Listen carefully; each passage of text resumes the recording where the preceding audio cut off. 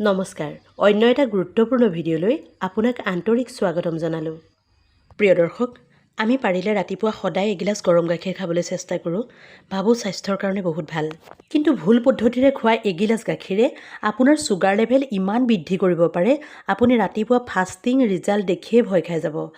আৰু যদি আপুনি সেই একেগিলাচ গাখীৰেই এটা নিৰ্দিষ্ট পদ্ধতিৰে খায়, তেনেহ'লে তাৰ পৰা আপোনাৰ ছুগাৰ ইমান নিয়ন্ত্ৰণ হ'ব, ডাক্তৰো আচৰিত হৈ পৰিব। প্ৰিয় দৰ্শক, আজিৰ এই ভিডিঅ'টোৰ জৰিয়তে গাখীৰ, দৈয়ে হওক বা এৱা গাখীৰেই হওক খোৱাৰ 5টা নিয়ম জনাম।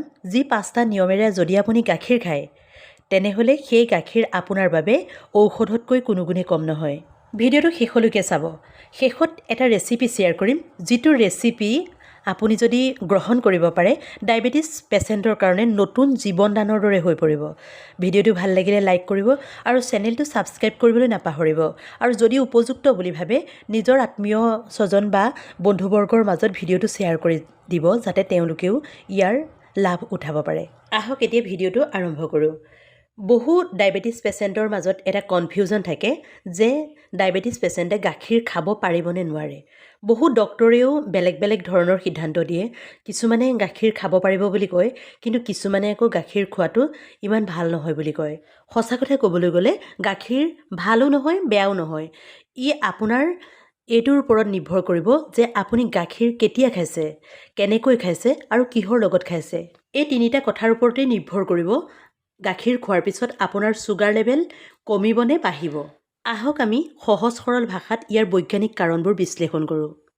গাখীৰত লেক্টোজ থাকে, যিটো এটা নেচাৰেল ছুগাৰ। আপুনি চাগে শুনিয়ে ভয় খাই গৈছে, কিন্তু ৰ'ব, গাখীৰত যিটো গ্লাইচেমিক ইণ্ডেক্স অৰ্থাৎ ছুগাৰ বৃদ্ধি কৰিব পৰা ক্ষমতা থাকে, সেইটো হৈছে 46।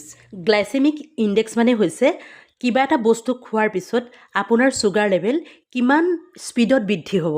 যদি আপুনি তুলনামূলকভাৱে চাবলৈ যায়, ব্ৰেডত প্ৰায় 70তকৈ ওপৰ গ্লাইচেমিক ইণ্ডেক্স থাকে আৰু বগা চাউলৰ ভাতত থাকে প্ৰায় 72।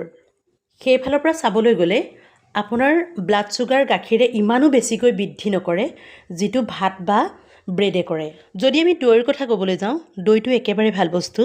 দৈত প্ৰ'বায়'টিক থাকে। প্ৰ'বায়'টিক মানে হৈছে এটা ভাল বেক্টেৰিয়া, যিটোৱে আমাৰ পেটৰ কণ্ডিশ্যনটো ভাল কৰাত সহায় কৰে। হয়তো আপুনি ভাবিব পাৰে, পেটৰ লগত ছুগাৰৰ কি সম্পৰ্ক আছে?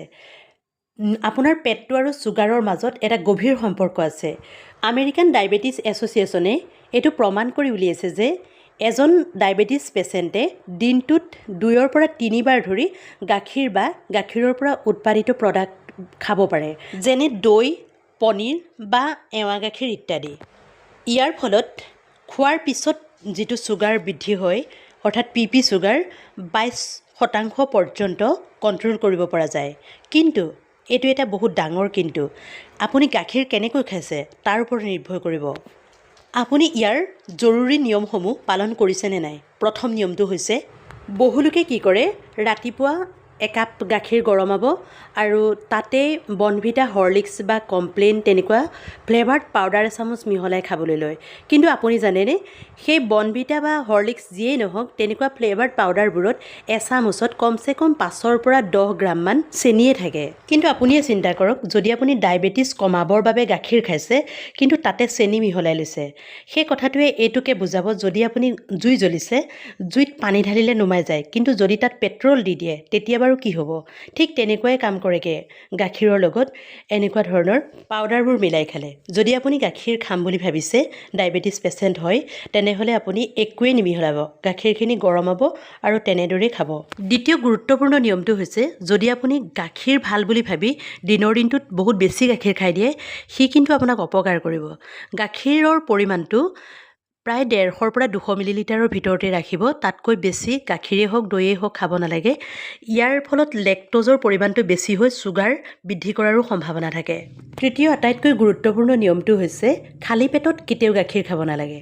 গাখীৰ খাম বুলি ভবাৰ প্ৰায় 15 মিনিটমানৰ আগতে 4টাৰ পৰা 5টা তিয়াই থোৱা বাদাম বা মিক্স চিড, যেনে চিয়া চিড, ৰঙালাও গুটি, সূৰুযমুখীৰ গুটি ইত্যাদি মিহলাই থোৱা তেনেকুৱা এচামুচ চুবাই চুবাই খাই লৈ তাৰ 15 মিনিটমানৰ পিছত যদি এগিলাচ গাখীৰ খায়, এই বীজবোৰত যি হেল্ডি ফেটছ থাকে সি গাখীৰত থকা লেক্ট'জক লাহে লাহে শৰীৰত এবজৰ্ব হ'বলৈ দিয়ে। যেতিয়া কোনো বস্তু লাহে লাহে হজম হৈ শৰীৰে এবজৰ্ব কৰি লয় তেতিয়া ছুগাৰ পটককৈ বাঢ়ি নাযায়, সি কণ্ট্ৰল হ'বলৈ ধৰে।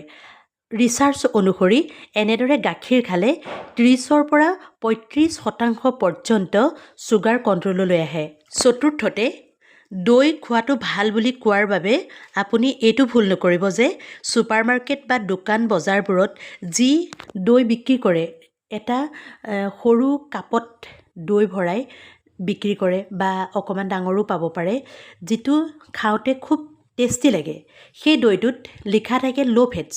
আপুনি ল' ফেটছটোত এইটো নুবুজিব যে তাত চেনি কম আছে, তাতে ফেটছটো ঠিকেই কমাই দিয়ে, কিন্তু ফেটছটো কমাই দিয়াৰ ফলত সেই দৈৰ সোৱাদটো নাইকিয়া হৈ যায়, যাৰ বাবে তাত বহুত চেনি ব্যৱহাৰ কৰে। প্ৰায় 150 গ্ৰামমান এটা দৈৰ বাতিত প্ৰায় 15ৰ পৰা 20 গ্ৰাম পৰ্যন্ত চেনি ব্যৱহাৰ কৰে। গতিকে সেই দৈ বাতি খোৱাৰ ফলত আপোনাৰ যথেষ্ট ছুগাৰ বৃদ্ধি পাব। ইয়াতকৈ আপুনি ঘৰতে নেচাৰেলি যি দৈ প্ৰস্তুত কৰে সেই দৈহে খাব, আৰু সেই দৈত প্ৰায় গ্লাইচেমিক ইণ্ডেক্সৰ পৰিমাণ 15ৰ পৰা 20%হে থাকে। আপুনি যদি নিয়মিতভাৱে দৈ সেৱন কৰে তেনেহ'লে আপোনাৰ ছুগাৰৰ পৰিমাণ বহুত কমি আহিব।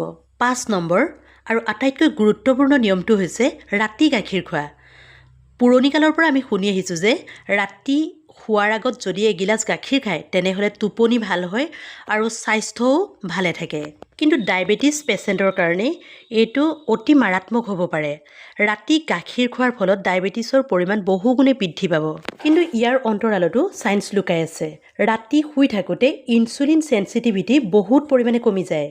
ইয়াৰ উপৰিও মানুহে শুই থাকোঁতে প্ৰায় ৰাতি 3 বজাৰ পৰা 8 বজামানলৈকে শৰীৰটোৱে নিজে নিজে গ্লুক'জ উৎপাদন কৰে, যাতে মানুহজনে শুই উঠিবৰ বাবে শক্তি লাভ কৰে। যদি আপুনি ৰাতি শোৱাৰ আগতো গাখীৰ খায় তেনেহ'লে তাৰ পৰা এটা এক্সট্ৰা ছুগাৰ উৎপন্ন হ'বই, আৰু ৰাতিপুৱাৰ সময়ত শৰীৰটোৱে নিজে যি গ্লুক'জ উৎপাদন কৰে তাৰ লগত মিলি ৰাতিপুৱা ফাষ্টিং ছুগাৰটো বহুত বেছি হৈ পৰে।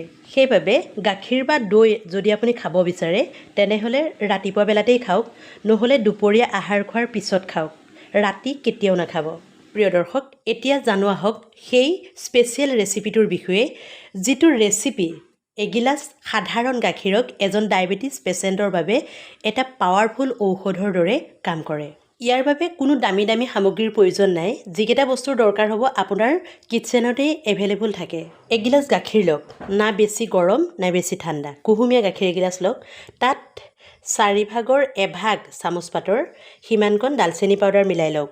ডালচেনি পাউডাৰ ছুগাৰৰ পেচেণ্টৰ বাবে মেজিকেল মছলা হয়। ৰিচাৰ্চ কৰি দেখা পোৱা গৈছে যে ডালচেনি পাউডাৰে ইনচুলিন চেনচিটিভিটিক প্ৰায় 11ৰ পৰা 29%লৈকে বৃদ্ধি কৰিব পাৰে। ইয়াৰ অৰ্থ হৈছে আপোনাৰ ইনচুলিন ভালদৰে কাৰ্যক্ষমতা লাভ কৰে। ডালচেনিত এনেকুৱা কিছুমান কম্পাউণ্ড থাকে যি তেজত থকা ছুগাৰৰ কণিকাবোৰ চেলছৰ ভিতৰত সুমুৱাই দি শক্তিলৈ ৰূপান্তৰিত কৰিব পাৰে।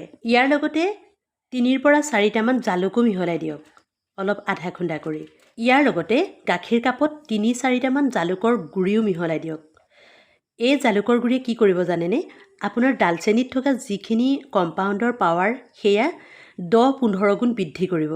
ইয়াৰ লগতে অকণমান হালধি মিহলাই দিয়ক। হালধিয়ে আমাৰ শৰীৰৰ লিভাৰ, কিডনী বা হাৰ্টত যি ছুগাৰে ইফেক্ট কৰিছে সেই এফেক্ট দূৰ কৰাত সহায় কৰিব। ছুগাৰে কেৱল ডায়েবেটিছে বৃদ্ধি নকৰে, ই কিডনী, লিভাৰ, ব্লাড চেলছবোৰতো ইনফ্লামেশ্যনৰ সৃষ্টি কৰে, যি পিছলৈ গৈ ডায়েবেটিছ ৰোগীসকলৰ বাবে কমপ্লিকেশ্যনৰ সৃষ্টি কৰে, অৰ্থাৎ কিডনী ডেমেজ, নাৰ্ভ ডেমেজ বা চকুৰ সমস্যাৰ সৃষ্টি কৰেগৈ। হালধিয়ে এই ইনফ্লামেশ্যন সৃষ্টি কৰাত বাধা প্ৰদান কৰে আৰু এই অৰ্গেনবোৰক ৰক্ষা কৰে। আজিলৈ ইমানেই। ভিডিঅ'টো চাই ভাল লাগিলে লাইক কৰিব আৰু চেনেলটো ছাবস্ক্ৰাইব কৰিবলৈ নাপাহৰিব। ধন্যবাদ।